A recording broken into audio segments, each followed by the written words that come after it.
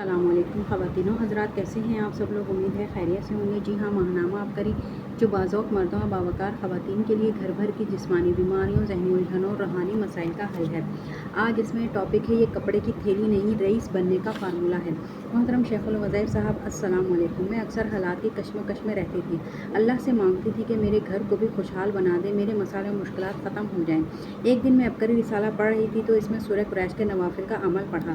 اس رسالے میں کسی نے اپنا مشاہدہ لکھا تھا کہ جب کوئی حاجت، پریشانی یا مشکلات ہو تو 2 رکعت نفل حاجت کے پڑھ لیں۔ سلام پھیرنے کے بعد 3 بار اول آخر کوئی بھی مسنون درود پاک پڑھ کر 21 بار سورہ قریش پڑھ لیں اور اس کے بعد اللہ سے اپنی مراد مانگیں۔ اس عمل کی برکت سے تمام مسائل حل اور مشکلات بہت جلد ختم ہو جاتی ہیں۔ میں نے یہ عمل آزمایا اور اس سے اپنی بڑی بڑی مشکلات اور آفات کو ٹلوایا۔ اس عمل سے میرے گھر کے بہت سے مسائل اور الجھنیں ختم ہو چکی ہیں۔ اب کوئی بھی پریشانی اور مشکل آتی ہے تو میں یہی عمل کرتی ہوں اور دوسروں کو بھی بتاتی ہوں، جس سے مسائل یقینی طور پر حل ہو جاتے ہیں۔ سورہ قریش سے مفت سفر۔ اپریل 2016 کے عبقری شمارے میں ایک تحریر پڑھی جس میں کسی بھائی نے لکھا تھا کہ سورہ قریش پڑھنے کی برکت سے انہوں نے مفت سفر کیا اور واپسی کا سفر بھی بغیر پیسوں کے ہو گیا۔ مجھے بڑی حیرت ہوئی، ایک سورت کو پڑھنے سے کیسے سفر فری ہو سکتا ہے؟ لیکن اس کے ساتھ ہی مجھے اپنے سورہ قریش کے مشاہدات یاد آئے کہ اس سورت میں واقعی اتنی طاقت ہے کہ اس سے بڑے بڑے کام ہو جاتے ہیں۔ ایک دن میں اپنے شوہر کے ساتھ میکے جانا تھا۔ میں نے سوچا کہ آج میں بھی اس عمل کو آزماؤں۔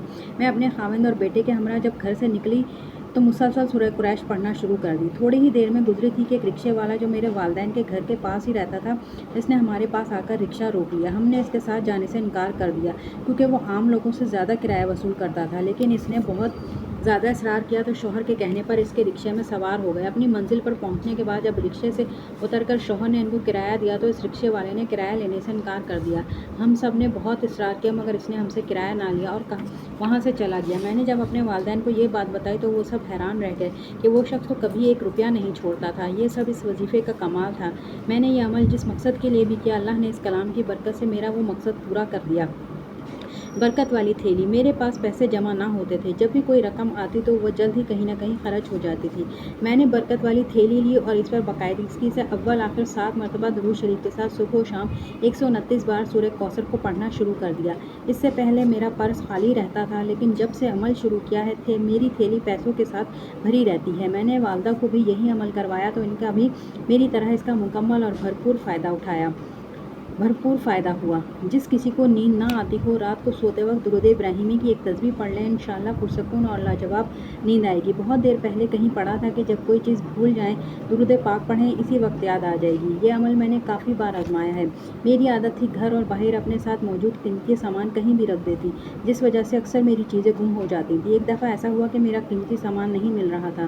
میں نے اپنا کافی جگہ پورا کیا مگر وہ کہیں نہ ملا۔ گھر والوں سے پوچھا تو بھائی سخت ناراض ہوئے کہ آپ اس معاملے میں بہت زیادہ کوتاہی کرتی ہیں، جس وجہ سے اکثر نقصان ہوتا ہے۔ میں کافی پریشان ہوئی اور پھر درود پاک پڑھنا شروع کر دیا۔ تقریباً چند منٹ ہی گزرے تھے کہ مجھے اچانک ہی اپنی مطلوبہ چیز مل گئی۔